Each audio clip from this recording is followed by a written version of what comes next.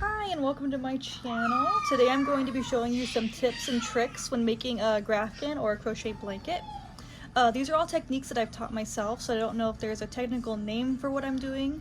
So if there is a name for it and you recognize it, please leave it in the comments below. I would greatly appreciate that. This is the pattern I am working on right here. I'm sorry, I'm gonna take my part concealer. Sorry if you hear my kids in the background, they're having fun. This is what I'm currently working on. If you like just this pattern and you'd like a copy of it for yourself, let me know in the comments and I'll find a way to leave a link so other people can download it for themselves. Just to show off a little, here are two Graphgans that I have finished. These are my two favorite ones that I've done. So if you've never made a Graphgan before or a crochet blanket before, this probably isn't like the best beginner video, but I'll go ahead and explain what I can. So when doing, you'll see I have a star in this corner because we're going to be working from left to right and then back and forth. Depending on, so if it's an odd number, we're going left to right, even number, we're going right to left. The star in the corner right here is just to show myself where I had originally started. So I put a star there just so I know that's the side with my tail. So if I ever lose count of which one I'm on, I know just to check where my tail is.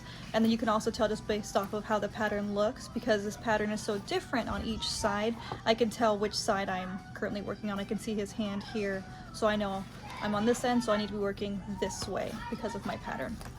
I just broke my stitch marker and just moved that out of the way. Move that one right here. So I like to make things difficult for myself, obviously, so I do my Graphgans in single crochet. I do that because I think that the lines and details in it look a lot nicer when you do it in single crochet, but it does take quite a bit longer. Sorry, I'm trying to move this right here. So I'm going to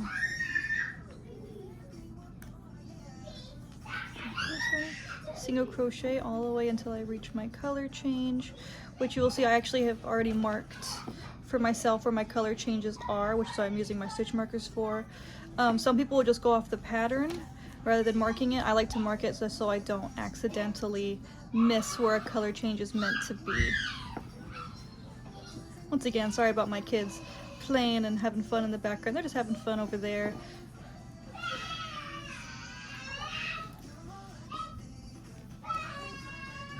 So I've reached my color change. So for a color change, for anybody who doesn't know, so I have these two on it. Rather than finishing my full single crochet right there, I'm going to take out my stitch marker right here, and I'm going to take my next color, and that's going to finish my single crochet, and then I'm going to go in with my new color right here.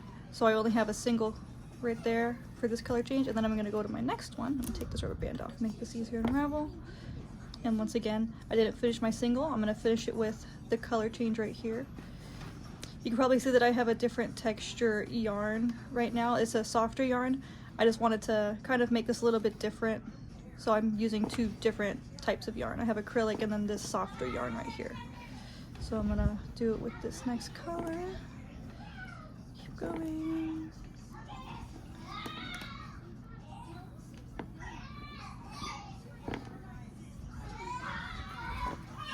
And the reason I'm showing this, you'll see in just a moment. Okay. So this one I'm going up to, let me set my pattern real quick. No, it's a single. Okay, I have a single right here as well. So I'm going to do my last one right here. Oh, I don't know why I did double, sorry. Right here. And then I go to my next color. Just like this, next color. And then, let me see, move, okay, single, there, then I finish it with the next color change right here. I also tighten it, so once I switched over, I tightened my yarn so it wasn't too baggy, and then we continue, just like this.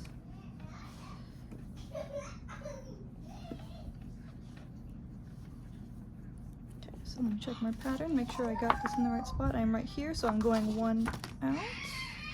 Yep, so I'm ending my white in the very next one. Right here. Stop right here. Okay, so now switching. So instead of starting a whole new row, like black yarn that I still have attached right here, I'm just going to pull this over to where it needs to be. And it's stretched over one, but we're just going to go right over that, just like that. And once again, just go right over that. So then we have the 2, and then we are switching over to the tan, which is right here. We're gonna go over it just like this. Sorry, I got tangled. Then once again, tighten everything, make it look nice. I don't like that drag over, so I go right underneath that to pull it with this, so it's not just a random hangover like that. Like this, and then we just continue.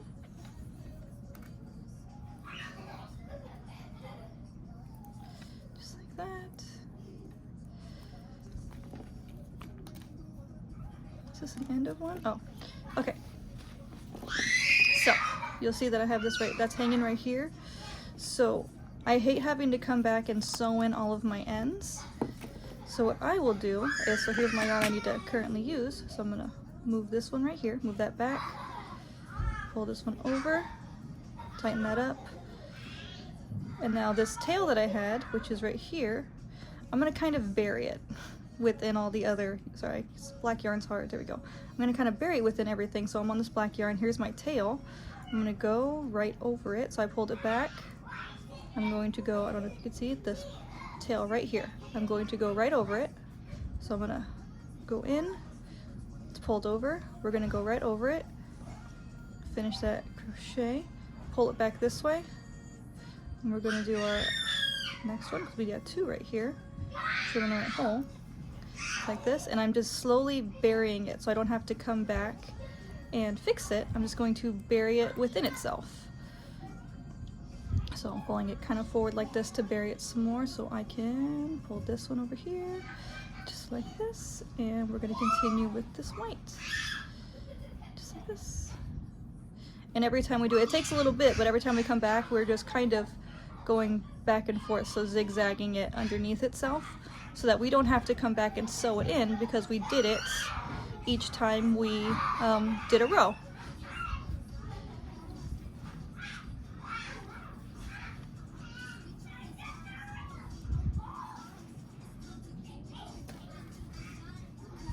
I've been told that I hold my tension weird, but I find it easier to show people what I'm doing. So once again, put this away, and now we are going to switch over to this guy. Here. Okay. Sorry, all my stuff is tangled up. So now we're switching over to black. We don't finish that single crochet, we finish it with the black. Then I have one right here, just one black, like this. And now I'm going to show you that burying technique. I'm going to do it right now again. Oh wait, never mind. Yeah, no, I'm going to show it to you again right now because I don't want to cut this. So I'm going to finish this crochet, and this needs to come all the way across because I don't want to cut it, but I have more tan over here, but this all needs to be black. So I'm going to go like this. Instead of cutting this and tying it off to move it, we're just going to string it along with us. Like I said, I call this, I'm burying it, and I'm literally just burying it beneath this black. Just like this. And what I'll do is when I reach the end of where it needs to be, because I know I actually need to switch to the tan, I give this a little pull so that it's not all baggy in here. I give it a pull. And then I'm going to switch to the tan that we just dragged all the way across, just like this, and then continue with that color. So I didn't have to cut it, I just dragged it. And I just continue.